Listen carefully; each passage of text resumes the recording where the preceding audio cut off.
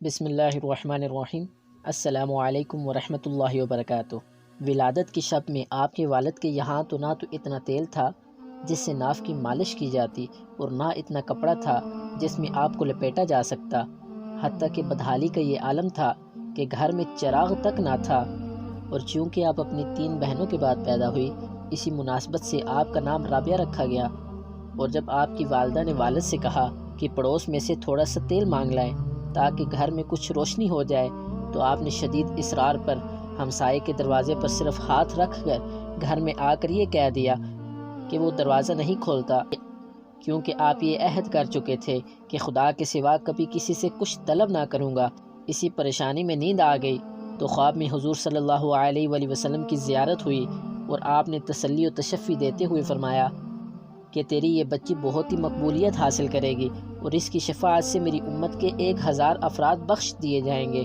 اس کے بعد حضور صلی اللہ علیہ وآلہ وسلم نے فرمایا کہ والی بصر کے پاس ایک کاغذ پر یہ تحریر کر کے لے جاؤ کہ ہر یوم 100 مرتبہ مجھ پر درود بھیجتا ہے، اور شب جمعہ 400 مرتبہ، لیکن آج جمعے کی جو رات گزری ہے اس میں تو درود بھیجنا بھول گیا، لہٰذا بطور کفارہ حامل حضا کو 400 دینار دے دے۔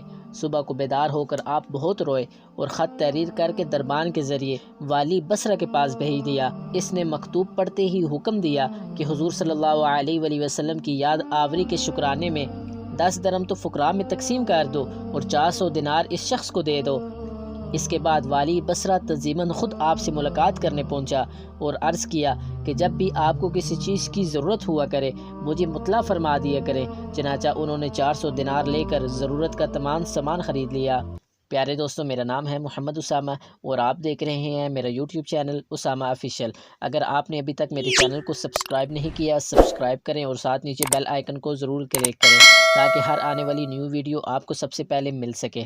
مجھے سپورٹ کریں اور میری ویڈیو کو کم از کم ایک دفعہ شیئر ضرور کریں۔ حضرت رابعہ بصری رحمۃ اللہ علیہ نے جب ہوش سنبھالا تو والد کا سایہ سر سے اٹھ گیا، اور قحط سالی کی وجہ سے آپ کی 3 بہنیں بھی آپ سے جدا ہو کر نہ جانے کہاں مقیم ہو گئی۔ آپ بھی ایک سمت کو چل دی، اور ایک ظالم نے پکڑ کر زبردستی آپ کو اپنی کنیز بنا لیا، اور کچھ دنوں کے بعد بہت ہی قلیل رقم میں فروخت کر دیا، اور اس شخص نے اپنے گھر میں لا کر بے حد مشقت امیز کام آپ سے لینا شروع کر دیے۔ ایک مرتبہ آپ کہیں جا رہی تھی کہ کسی نامحرم کو اپنے سامنے دیکھ کر اتنے زور سے گری کہ ہاتھ ٹوٹ گیا۔ اس وقت آپ نے سر بسجود ہو کر عرض کیا کہ یا اللہ، میں بھی یارو مددگار پہلے ہی سے تھی اور اب ہاتھ بھی ٹوٹ چکا ہے، اس کے بعد میں تیری رضا چاہتی ہوں۔ چنانچہ ندائے غیبی آئی کہ اے رابعہ، غمگین نہ ہو، کل تجھے وہ مرتبہ حاصل ہوگا کہ مقرب ملائکہ بھی تجھ پر رشک کریں گے۔ یہ سن کر آپ خوشی خوشی اپنے مالک کے یہاں پہنچ گئی، اور آپ کا یہ معمول رہا کہ دن میں روزہ رکھتی اور رات بھر عبادت میں صرف کر دیتی۔ اور ایک شب جب آپ کے مالک کی آنکھ کھلی تو اس نے حیرت سے چاروں طرف دیکھا۔ اس وقت ایک گوشہ میں آپ کو سر بسجود پایا، اور ایک معلق نور آپ کے سر پر فروزہ دیکھا، جبکہ آپ اللہ تعالیٰ سے یہ عرض کر رہی تھی کہ اگر میرے بس میں ہوتا تو ہمہ وقت تیری عبادت میں گزار دیتی، لیکن چونکہ تو نے مجھے غیر کا محکوم بنا دیا ہے اس لیے تیری بارگاہ میں دیر سے حاضر ہوتی ہوں۔ یہ سن کر آپ کا آقا بہت پریشان ہو گیا اور یہ عہد کر لیا کہ مجھے تو اپنی خدمت لینے کے بجائے الٹا ان کی خدمت کرنی چاہیے۔ چنانچہ صبح ہوتے ہی آپ کو آزاد کر کے استدعا کی کہ اگر آپ یہیں قیام فرمائیں تو میرے لیے باعث سعادت ہے، ویسے آپ اگر کہیں اور جانا چاہیں تو آپ کو اختیار ہے۔ یہ سن کر آپ حجرے سے باہر نکلی اور ذکر و شغل میں مشغول ہو گئی۔ آپ شب و روز میں 1000 رکعت نماز پڑھا کرتی تھی، اور گاہے گاہے حضرت حسن بصری رحمۃ اللہ علیہ کے واعظ میں بھی شریک ہوتی۔ ایک روایت یہ ہے کہ ابتدا میں آپ گاتی بجاتی تھی، بعد میں تائب ہو کر جنگل میں گوشہ نشین ہو گئی۔ پھر جس وقت سفر حج میں روانہ ہوئی تو آپ کا ذاتی گدھا بہت خیف تھا، اور جب آپ سامان لاد کر روانہ ہو چکی تو وہ راستے میں مر گیا۔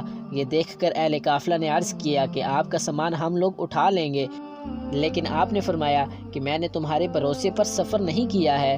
یہ سن کر اہل قافلہ آپ کو تنہا وہیں چھوڑ کر آگے بڑھ گئے۔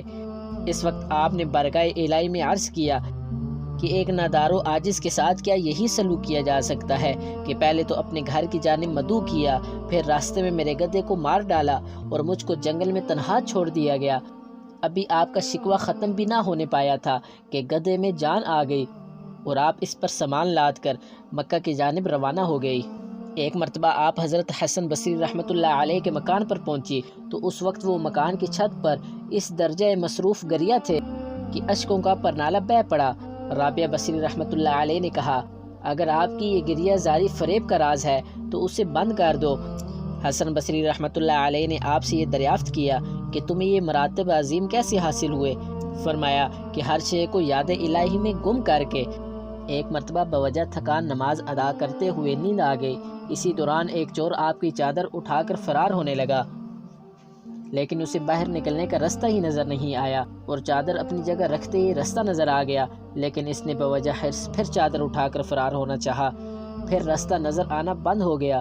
عرض کہ اسی طرح اس نے کئی مرتبہ کیا اور ہر مرتبہ راستہ نظر آنا بند ہو گیا، حتیٰ کہ اس نے ندائے غیبی سنی کہ تو خود کو آفت میں کیوں مبتلا کرنا چاہتا ہے؟ اس لیے کہ چادر والی نے برسوں سے خود کو ہمارے حوالے کر دیا ہے اور اس وقت سے شیطان اس کے پاس نہیں بھٹک سکا۔ پھر کسی دوسرے کی کیا مجال جو چادر چوری کر سکے۔ آپ ایک پہاڑی پر تشریف لے گئی اور تمام صحرائی جانور آپ کے گرد جمع ہو گئے، لیکن اسی وقت جب خواجہ حسن بصری رحمۃ اللہ علیہ وہاں پہنچے تو وہ تمام جانور فرار ہو گئے۔ حسن بصری رحمۃ اللہ علیہ نے حیرت زدہ ہو کر آپ سے سوال کیا کہ یہ تمام جانور مجھے دیکھتے ہی کیوں فرار ہو گئے؟ حضرت رابعہ بصری رحمۃ اللہ علیہ نے پوچھا کہ آج آپ نے کیا کھایا ہے؟ تو انہوں نے کہا کہ گوشت روٹی۔ یہ سن کر آپ نے فرمایا کہ جب تم ان کا گوشت کھاؤ گے تو پھر یہ تم سے کیوں کر مانوس ہو سکتے ہیں؟ پیارے دوستوں، اگر آپ کو یہ میری ویڈیو پسند آئی ہے تو میرے چینل کو ضرور سبسکرائب کریں۔ اللہ تعالیٰ آپ کو اپنے حفظ و امان میں رکھے۔ ملتے ہیں نیکسٹ ویڈیو میں، تب تک کے لیے اللہ حافظ۔